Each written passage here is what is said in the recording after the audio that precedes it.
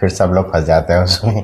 इस बार थोड़ा सा ये मतलब जब ये गुस्सा कर रही थी तो मेरे को थोड़ा सा लगा अरे यार ये कुछ लेने नहीं देती हैं, कुछ भी करने नहीं देती हैं। अच्छा, सेम सिचुएशन है। मेरी मदर इन लॉ मेरे फादर इन लॉ को कभी कुछ नहीं लेने दी, कभी भी। और सेम इनके डायलॉग मेरे ससुर भी देते थे कि नहीं। हाँ, कि कुछ लेने नहीं देती हैं।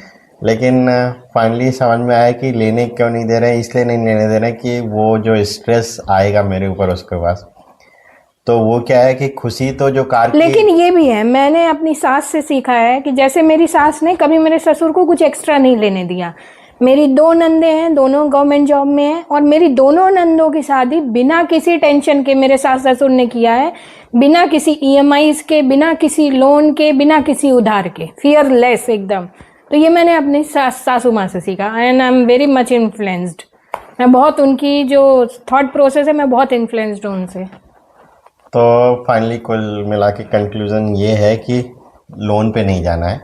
लोन का स्ट्रेस क्या होगा अननेसेसरी का, वो आपको, ये ऑलरेडी हाइपरटेंसिव है, अभी लोन लेंगे फिर वो चीजें। और मुझे एक स्वस्थ परिवार चाहिए। नहीं, मेरा इच्छा नहीं है कि मैं बहुत गाड़ी और ये सब में, मैं सही में बिल्कुल भी नहीं। मैं देख के सब लेते मैं बहुत खुश होती हूँ, लेकिन मेरे मन में 5% नहीं है मुझे भी चाहिए, ये बिल्कुल नहीं।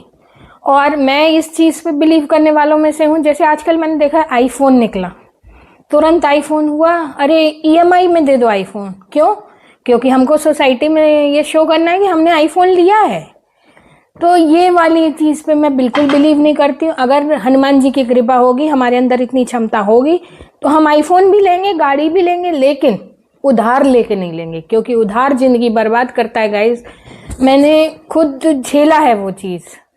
मतलब ये 100% ट्रू है कि अगर आप जब आप लेते हैं लोन जो होता है, आपको सीख तो बनाई देखता बहुत दूर से दिखेगा आपको बहुत अच्छा, लेकिन वो खाइए जो आपको खा जाएगी। तो इसलिए मतलब उधार लेने से पहले 100 बार सोचना है।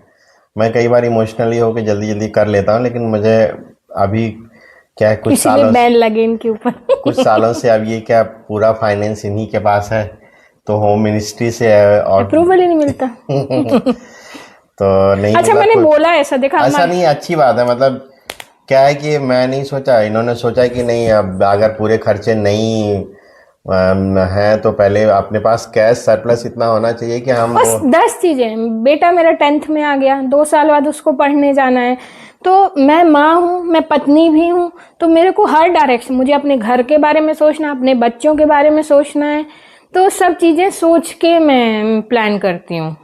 मतलब इवन ये तो बड़ी बात कर रहे हैं, मैं अगर ये 5,000 लगाने के बारे में भी बोलते हैं ना, तो मैं 5-10 हजार बार उसको सोचती हूँ कि वो नीड है कि नहीं है। अगर नीड नहीं है तो जब नीड होगी तब लेंगे, अभी नहीं खर्च करना है। मतलब मेरा ऐसा है। या आप मेरे पिछले ब्लॉग में भी देखे होंगे कि कार हम लोगों की खराब हो गई थी, तो ये थॉट प्रोसेस वहीं से जनरेट हुआ कि अरे यार ये तो बहुत परेशान करने लगी है, अब नया ले ले।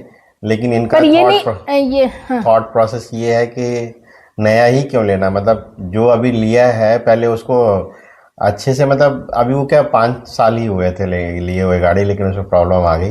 5 साल में एक बार सो के यार तो 5 साल में एक बार, इनका कहना है कि 5 साल में एक बार मेंटेनेंस कॉस्ट बियर करो और उसको अच्छे से चलाओ, मतलब यूटिलाइज तो करो। नहीं तो उसमें पैसे पहले 12 लाख उसमें लगाए, फिर नई गाड़ी में दूसरा प्लान कर लिए, तो क्या है कि वो खुशी जो है नई कार की ना आएगी तो शोबाजी में मत पड़ो। हाँ। अपने परिवार का भविष्य सोचो, और अगर आपको जरूरत है, इनके लिए मैं हूँ, मेरे लिए ये है, मेरे बच्चे हैं, कोई और नहीं आता। और बेसिक जो मेरा परिवार है वो आएगा। तो दिखावे के लिए कभी भी लोन नहीं लेना, चाहे आईफोन के लिए, फोन के लिए तो लोन बिल्कुल ही नहीं, किसी चीज के लिए नहीं। पहले अपना सोचो, अगर आपके पास इमरजेंसी फंड है, अगर आपके पास बच्चों के लिए पर्याप्त फंड है, अगर आपकी कोई ड्यूज, कोई EMIs नहीं है, बेशक आप घर लो, वो लो, गाड़ी लो, कोई दिक्कत नहीं। ये क्लियरेंस अपने जीवन में आप रखिए तो आप कभी नहीं फंसेंगे। और सही में मैं अपने पर्सनल मैं बहुत इमोशनल हो जाऊंगी, ऐसे एक्सपीरियंस मैं शेयर करूंगी तो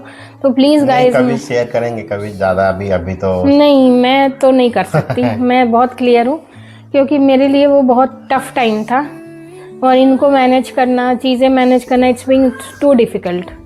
तो मैं नहीं कर सकती भाई, आप बता देना, पर प्लीज़ गाइस मत करना। लोन वोन का तो पंचायत ही नहीं, कुछ नहीं। कोई दिखावा काम नहीं आता, कोई शोबाजी काम नहीं आती, अपना घर, अपने बच्चे, अपना पति, यही काम आते हैं। तो इसलिए पर जितना कंफर्टेबल ये होंगे भाई, उतना कंफर्टेबल मेरा जीवन चलेगा। और मैं अब 17 साल हमारी शादी को, 18 हो जाएंगे, 18 अभी 9 मार्च को हमारी 18 साल हो जाएंगे शादी को। 18 साल में मैं इनको समझ गई हूँ कि ये स्ट्रेस बियर नहीं कर सकते, तो मैं वो स्ट्रेस लेने ही नहीं दूंगी, क्योंकि मेरे लिए तो मेरा पति, बच्चे सब कुछ है। दूसरी चीज़ मैं सोचती नहीं, और मैं बहुत एम्बिशियस हूँ भी नहीं, मुझे बहुत बड़ी गाड़ी, बहुत बड़ा सब कुछ चाहिए। हाँ, और फिर आप बोलोगे कि मैंने सोशल मीडिया के प्लेटफॉर्म में क्यों आई। मैं सोशल मीडिया के प्लेटफॉर्म में इसलिए आई क्योंकि मैं अपने दिल की बात खुल के बोल पाती हूँ, इसलिए मैं आई। मतलब जैसे मैं इनसे भी बोलना चाहूँ ना, तो मैं डायरेक्ट टू डायरेक्ट कॉन्टैक्ट में 5-10 मिनट में तो मैं हाइपर हो जाती हूँ, है मेरे अंदर कमी है। लेकिन इस सोशल मीडिया के थ्रू ये मेरी बातें बड़े अच्छे से समझने लगे कि मैं क्या सोचती हूँ, क्या मेरा थॉट प्रोसेस है। तो थैंक्स टू सोशल मीडिया कि हमारा भी मतलब अच्छा खासा कम्युनिकेशन है, लेकिन मैं बड़ा टफ टाइप है कि इमोशनल एस्पेक्ट में इनको नहीं बता पाती। तो मेरा इमोशनल एस्पेक्ट ये कोशिश करते हैं अब समझने की। तो आप सब प्यार बनाए रखना यार।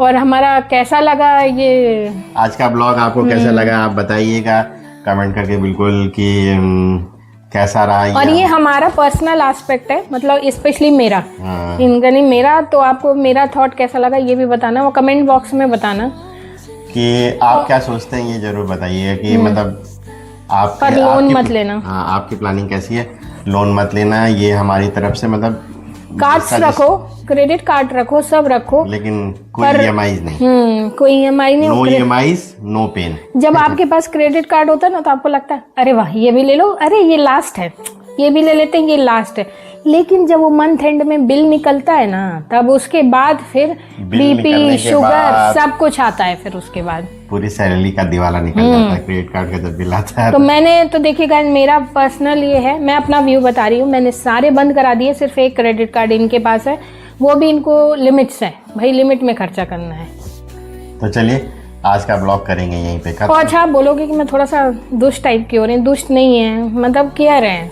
ये स्वस्थ रहें तो सब अच्छा है, ये स्वस्थ बच्चे स्वस्थ रहे, ये स्वस्थ रहे। आता है कि ना वो केयरिंग के पर्पज से वो बोला गया कि रोक लगाई गई, रिस्ट्रिक्ट लगाई, क्योंकि मैं बोल नहीं पाती। पर जैसे आप हाइपरटेंसिव हो गया, आपका BP बढ़ेगा, 10 चीजें होंगी, तो मेरे को क्या, मेरे से बियर नहीं हो पाएगा कि आप परेशान हो।